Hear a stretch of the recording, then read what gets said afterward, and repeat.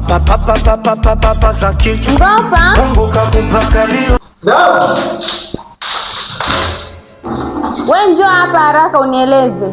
Huyu ni nani? Nani tena jamani baby? Huyu nani amekutumia SMS anakuita kipenzi?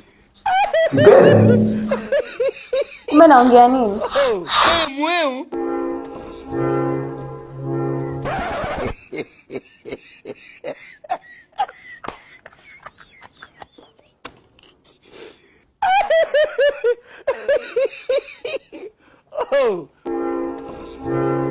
Baby, huyu ni mhudumu wa Yasi. Niliongea naye kuhusiana na swala kuniunganisha kwa mtandao wa viwango kupitia Yasi app. Hii wakikuunganisha unaperuzi vizuri kabisa mtandaoni 4G na 5G popote ulipo Tanzania. Na pia ukiwa na Yasi app moja kwa moja yani inakurahisishia vitu vyako vyote, kufanya miamala. Yaani kila unachotaka kukifanya kwenye Yasi app unaweza kufanya, na rahisisha mambo kabisa. Kwa hiyo nilimwambia hivi ukifika muda yeye amefika ofisini anishtue mimi niende. Mhudumu wa Yasi, sasa tunaenda huko wote. Twende.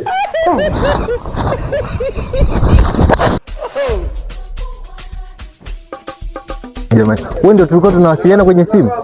Oh, wow. Sasa unachopaswa kufanya ni kudownload app Yasi ili uwe na access ya kuwa na mtandao wa viwango. Sawa sawa?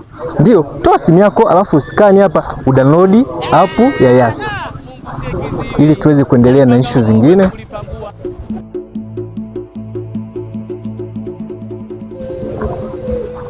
Safi. Sasa haupaswi tena kujiunga muda wa maongezi kwa kutumia menu. Sasa unaweza kuingia Yasi na kupata huduma zote ambazo ulikuwa unapata mwanzo, si ndio? Backtracking on these few years, trying to figure out what I do to make it go bad. Cause ever since my girl left me, my whole life came crashing and I'm so